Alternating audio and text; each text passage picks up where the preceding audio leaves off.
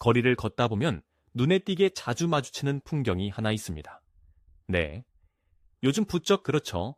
서울의 그 복잡한 번화가를 걷고 있을 때도 그렇고, 저 멀리 로스앤젤레스 해변이나 심지어 런던의 오래된 펍 앞에서도 말이죠.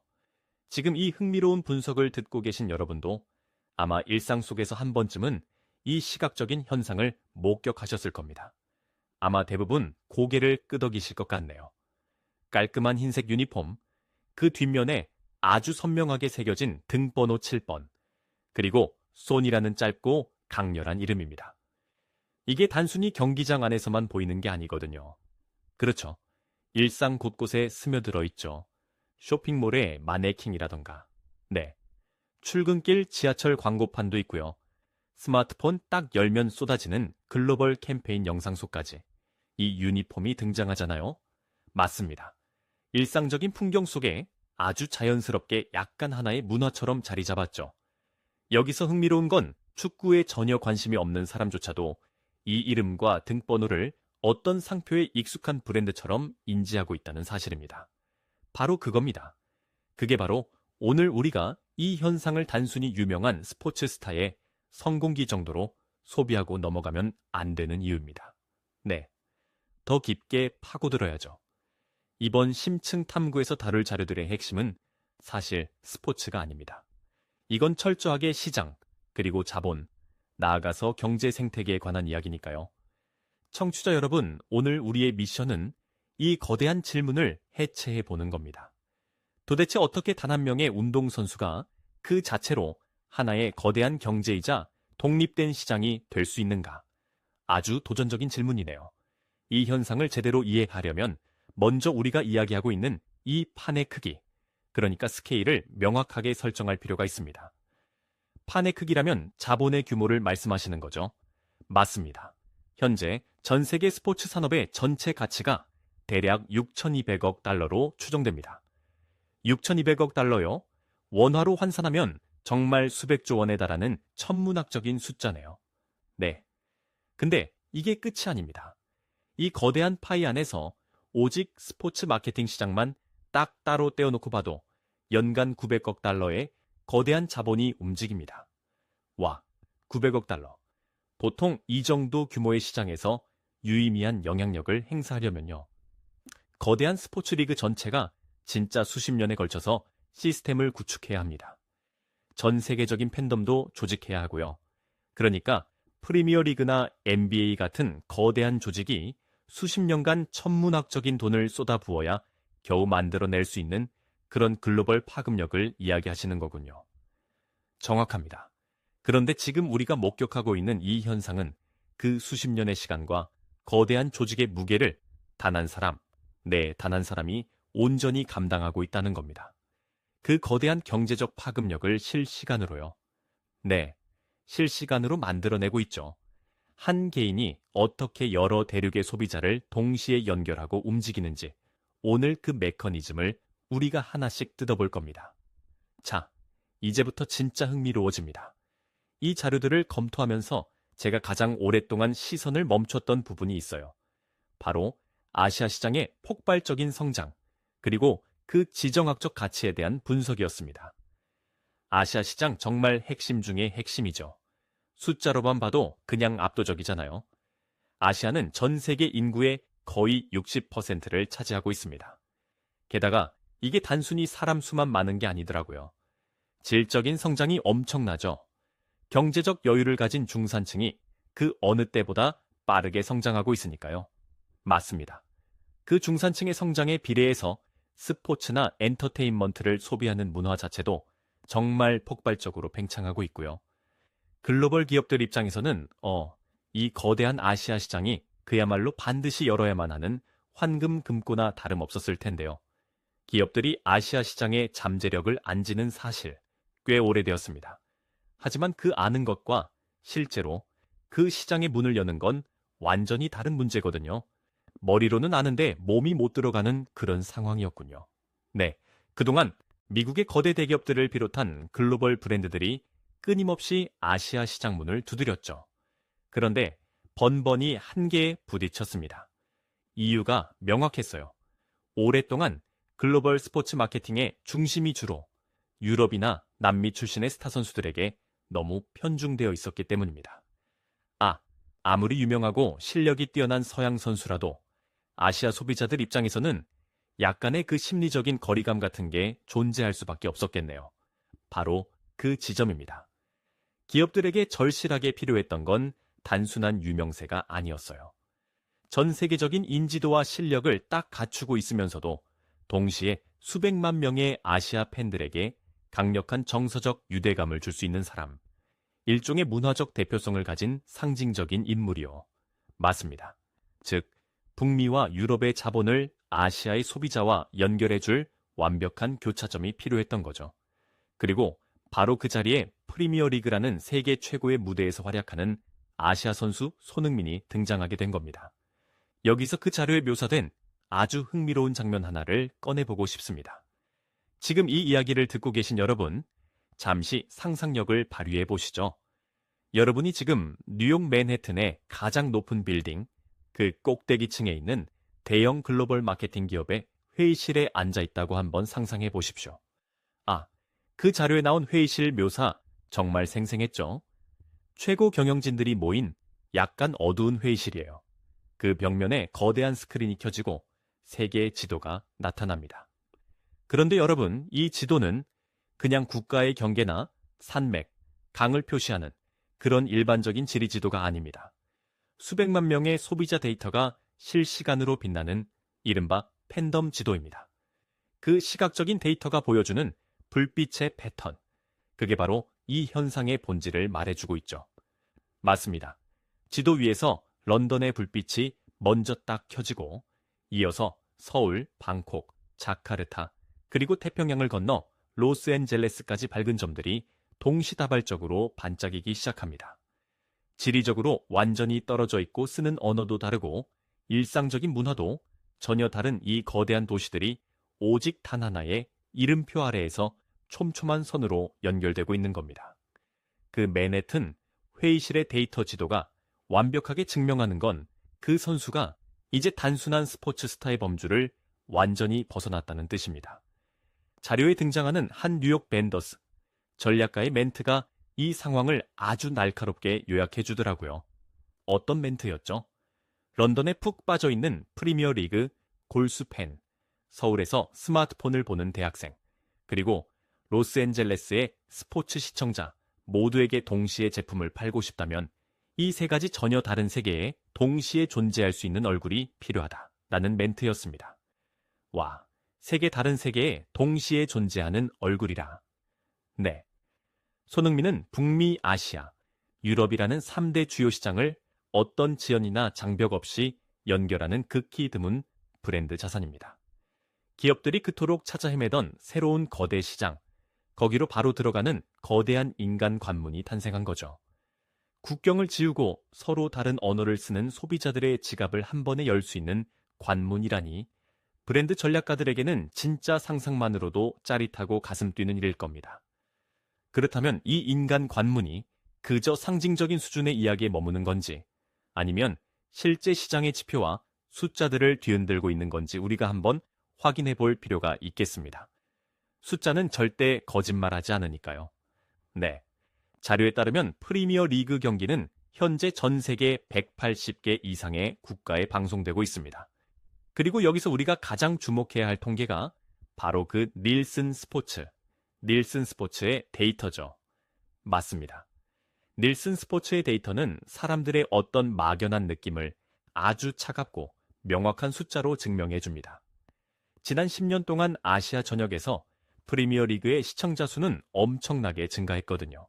근데 여기서 핵심은 단순히 전체가 성장했다가 아니라 어떤 클럽들이 그 성장을 주도했느냐 이겁니다.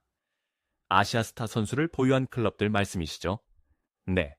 특히 토트넘 팀은 다른 유럽의 전통적인 명문 구단들에 비해서 아시아 지역에서의 팬덤 성장 속도나 시청률 증가폭이 압도적으로 정말 가팔랐습니다. 이게 단순히 경기가 전 세계로 송출되기 때문만이 아니라 그 방송을 보는 아시아의 시청자들이 저 선수의 활약이 곧 나의 이야기다 이렇게 느끼는 강력한 감정적 동일화가 일어난 거군요. 아주 정확한 표현입니다. 감정적 동일화. 그렇게 감정적으로 동일화된 팬들은 사실 단순한 시청자에 머물지 않아요. 그럼 어떻게 되나요? 이들은 기꺼이 지갑을 여는 적극적인 소비자로 아주 빠르게 전환됩니다. 기업들이 주목하는 것도 바로 이 지점이죠. 그들은 단순히 몇 퍼센트 오른 시청률 숫자에 돈을 투자하는 게 아닙니다. 그 숫자 뒤에서 꿈틀거리는 거대한 소비 행동의 변화, 바로 그 변화 자체를 사들이는 겁니다. 소비 행동의 변화를 산다. 이 대목에서 자료에 등장한 문장 하나가 이 전체의 흐름을 완전히 바꿔놓는 느낌을 받았습니다. 한 선수는 수요를 만들 수 있지만 하나의 상징은 시장을 만들 수 있다. 이 인사이트를 딱 접하고 나니까 현대의 스포츠 마케팅이라는 게 단순히 선수의 이름이 박힌 유니폼을 몇 장 더 파는 그런 1차원적인 비즈니스가 아니라는 게 명확해지더라고요. 유니폼 판매는 정말 아주 거대한 생태계의 가장 바깥쪽 테두리에 불과합니다. 시장을 만든다는 건 한 명의 인물을 중심으로 상상할 수 있는 모든 소비의 톱니바퀴가 맞물려 돌아가는 경제 생태계가 활성화된다는 뜻이거든요. 경제 생태계요. 이게 어떤 식으로 작동하는지 우리 청취자 여러분이 체감할 수 있게 소비자의 관점에서 구체적으로 한번 따라가 볼까요? 좋습니다. 아시아에 사는 한 평범한 팬의 주말을 한번 상상해 보시죠. 일요일 아침에 일어난 이 팬이 가장 먼저 하는 일이 뭘까요? 스마트폰을 열어 스트리밍 플랫폼에 접속합니다. 경기를 보기 위해서 매월 구독료를 이미 지불하고 있겠죠. 그렇죠? 그리고 경기를 보면서 화면에 지속적으로 노출되는 디지털 광고들을 무의식적으로 소비하게 됩니다. 그러다 선수가 멋진 골을 넣고 카메라 앞에서 그가 모델로 활동하는 스포츠 음료를 마시는 장면이 나옵니다. 그러면 그 팬은 그 주의 대형마트에 가서 자기도 모르게 그 음료를 집어들게 되는 거군요. 네, 오후에는 그 선수가 표지 모델로 등장하는 비디오 게임을 구매해서 플레이합니다. 또 그 선수가 신는 최신 운동화에 한정판 드로우 응모 이벤트에도 참여하죠. 나아가서 휴가철이 다가오면 런던의 경기장을 직접 방문하기 위해 항공권과 호텔을 예약하는 스포츠 관광으로까지 이어집니다. 와, 스트리밍 구독부터 시작해서 식음료 소비, 게임 결제, 패션, 그리고 거대한 글로벌 관광 산업까지 이 모든 소비 활동이 단 한 명의 상징적인 인물을 매개로 아주 촘촘하게 연결되어 있네요. 바로 그겁니다. 이렇게 거대한 생태계가 머릿속에 그려지니까 왜 나이키나 코카콜라, 아마존 같은 글로벌 거대 자본들이 특정 운동선수에게 그토록 천문학적인 금액을 베팅하면서 마케팅을 집중하는지 너무나 선명하게 이해가 됩니다. 이 글로벌 대기업들은 단순히 인지도 높은 예쁜 광고 모델을 고르는 게 아닙니다. 이들은 국경과 언어의 장벽을 넘어서 180개국 이상의 시장문을 동시에 활짝 열어젖힐 수 있는 마스터키를 차지하기 위해 진짜 전쟁을 벌이고 있는 겁니다. 마스터키. 특히 그 아마존이나 거대 미디어 기업들이 가진 디지털 플랫폼 생태계랑 결합했을 때 이 마스터키의 위력은 진짜 상상을 초월할 것 같아요. 과거에는 한 브랜드의 캠페인을 전 세계에 런칭하려면 국가별로 엄청난 시간과 비용이 들었잖아요. 그렇죠. 번역도 다 따로 해야 하고. 하지만 지금은 다릅니다. 이런 상징적인 인물을 활용한 디지털 캠페인은 클릭 몇 번으로 진짜 단 몇 시간 만에 글로벌 전역으로 확산시킬 수 있으니까요.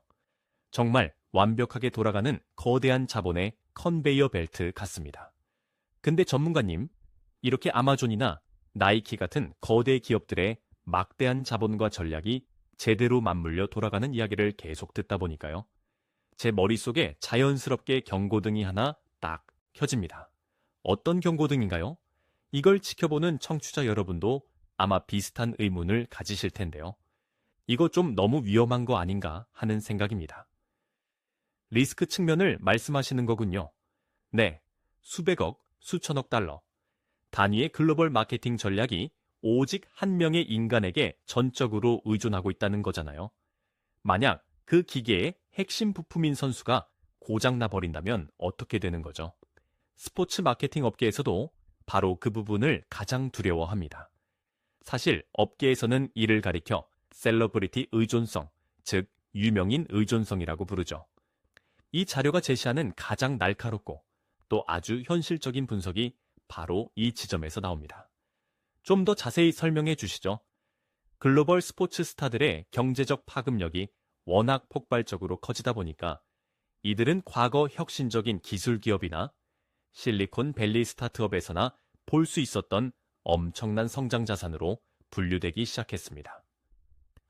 성장 자산이라는 건 그만큼 리턴, 즉 돌아오는 수익이 크다는 뜻일 텐데 주식시장에서도 성장 자산은 언제나 아주 높은 리스크를 동반하지 않습니까? 정확히 짚으셨습니다. 이건 완전히 동전의 양면이에요. 한 개인이 강력한 성장 자산이라는 말은 거꾸로 뒤집어 생각하면 언제 가치가 폭락할지 모르는 극단적인 위험 자산이란 뜻과 같습니다. IT 기업을 예로 한번 들어볼까요? 네. 아마존이나 구글 같은 거대 기술 기업의 핵심 가치는 데이터 센터와 서버에 있습니다. 만약 전 세계를 연결하는 메인 서버에 물리적인 충격이 가해져서 시스템이 다운된다면 어떻게 될까요? 기업은 1초마다 천문학적인 금전적 손실을 입게 되겠죠. 맞습니다. 잠시만요. 그렇다면 이 스포츠 비즈니스 생태계에서는 아까 우리가 그 맨해튼 회의실에서 보았던 그 빛나는 팬덤 지도를 유지하는 메인 서버가 바로 선수 본인이라는 거군요. 완벽한 비유입니다. 선수가 메인 서버죠. 그럼 선수가 경기 중에 발목을 심하게 삐끗하는 부상을 당하는 것이 거대 기술 기업의 글로벌 서버가 다운되는 것과 완벽하게 동일한 수준의 경제적 재난이란 뜻입니까? 네. 기업들이 수백억 원의 거액을 지불하고 구매하는 것은 단순히 선수의 활짝 웃는 얼굴이나 멋진 골 세레모니 사진이 아니거든요. 그들이 진짜로 사는 것은 수백만 소비자의 일상적인 행동을 바꾸고 지갑을 열게 만드는 바로 그 능력입니다. 능력 자체를 사는 거다. 하지만 스포츠 세계는 정말 한치 앞을 알 수 없잖아요. 치명적인 부상으로 인한 장기 결장이나 갑작스러운 슬럼프 혹은 경기장 밖에서 일어난 아주 사소한 논란이나 말실수 단 하나만으로도 그런 스캔들 하나만 터져도 네. 수백만 명을 움직이던 그 강력한 브랜드 가치는 단 몇 주 아니 며칠 만에 휴지 조각처럼 곤두박질 칠 수 있습니다. 이것이 겉으로는 화려해 보이는 스포츠 마케팅 비즈니스 이면에 숨겨진 가장 잔혹하고 무서운 법칙입니다. 듣기만 해도 아찔하네요. 제가 그 맨해튼 회의실에 앉아있는 브랜드 전략가라면 매 주말 경기가 열릴 때마다 선수가 다칠까봐 초조해서 밤잠을 설칠 것 같아요. 당연히 그렇겠죠. 그렇다면 이렇게 똑똑하고 치밀한 글로벌 자본가들이 이 거대한 리스크를 그저 운에 맡기고 방치하고 있지는 않을 텐데요. 어떤 식으로 이 위험을 분산하고 있습니까? 마치 우리가 자동차 보험에 가입하는 것처럼 무언가 철저한 대비책이 있을 것 같은데요. 기업들도 당연히 진화하고 있습니다. 리스크를 관리하기 위해 그들은 과거의 1차원적인 광고 방식에서 벗어나서 완전히 새로운 생태계를 구축하기 시작했어요. 새로운 생태계요? 선수의 얼굴을 포장지에 그냥 딱 인쇄하고 끝내는 것이 아니라 선수를 중심에 둔 다각적인 콘텐츠 생태계를 아주 촘촘하게 짜놓는 겁니다. 이른바 장기적인 보험을 드는 셈이죠. 콘텐츠 생태계라는 게 구체적으로 어떤 건가요? 예를 들면 훈련장 밖에서의 비하인드 스토리를 담은 아주 고품질의 다큐멘터리 시리즈를 제작하는 겁니다. 혹은 일상의 자연스러운 모습을 보여주는 소셜 미디어 캠페인을 진행하고 넷플릭스 같은 대형 스트리밍 플랫폼과 독점적인 협업 콘텐츠를 만드는 방식이죠. 기장 밖에서의 이야기를 계속 노출시키는 거군요. 맞습니다. 이렇게 되면 설령 선수가 부상으로 인해 당장 이번 주말 경기에 뛰지 못하더라도 대중과의 연결고리는 전혀 끊어지지 않습니다. 경기장에서의 성과에만 의존하는 단편적인 이미지 소비를 넘어선 거네요. 네. 한 인간의 서사가 담긴 장기적이고 견고한 브랜드 스토리로 가치를 쭉 확장하는 전략입니다. 이 대목에서 왜 자료들이 손흥민 선수의 그 개인적인 특성에 그토록 많은 지면을 할애했는지 퍼즐이 딱 맞춰집니다. 자료를 보면 아시아 전역에서 진행된 선수 이미지 조사 결과가 꽤 비중 있게 다뤄지고 있거든요. 그 조사 결과가 아주 인상적이었죠. 네. 거기서 그가 가장 긍정적인 이미지를 가진 선수로 꼽혔는데 그 핵심 키워드들이 친근함, 성실함, 겸손함, 그리고 무엇보다 신뢰였습니다. 생각해보면 청취자 여러분도 물건을 살 때 결국 호감이 가고 내가 믿을 수 있는 사람이 추천하는 제품에 마음이 흔들리잖아요. 사람의 심리가 다 똑같으니까요. 기업들은 바로 그 변하지 않는 인간적인 신뢰라는 자산 위에 자신들의 브랜드 스토리를 아주 견고하게 덮어씌우고 있었던 거네요. 핵심을 정확히 찌르셨습니다. 현대의 글로벌 브랜드들은 단순히 대중의 눈에 띄어서 유명해지는 것 정도에 만족하지 않습니다. 그들은 소비자로부터 진짜 깊게 신뢰받기를 갈망합니다. 신뢰가 가장 큰 무기군요. 네. 손흥민 선수가 오랜 시간 동안 꾸준히 증명해온 성실하고 겸손한 태도 그리고 팬들을 대하는 진정성 있는 모습은 이 변동성이 극심한 스포츠 시장에서 리스크를 상쇄해주는 가장 훌륭한 방패가 됩니다. 기업들 입장에서는 최고의 보호 범위네요. 기업들이 추구하는 장기적인 브랜드 스토리를 구축하는 데 있어서 이보다 더 완벽한 기초 자산은 없는 거죠. 그들은 단순한 광고 모델을 넘어서 대중과의 정서적 유대감이라는 엄청난 무형 가치를 계속 제공받고 있는 겁니다. 지금까지 우리가 나눈 이 깊이 있는 이야기들을 한번 큰 틀에서 쫙 연결해 보겠습니다. 우리는 오늘 단순히 영국 런던에서 멋지게 활약하고 있는 한 명의 훌륭한 축구 선수에 대한 찬사를 늘어놓은 것이 아닙니다. 전혀 아니죠. 철저한 경제 분석이었습니다. 이 자료들이 수많은 파편적인 데이터와 현상들을 통해 궁극적으로 가리키고 있는 것은 세상의 자본이 이동하는 거대한 것이 경제적 패러다임의 변화입니다. 자본의 흐름이 바뀌고 있다는 거죠.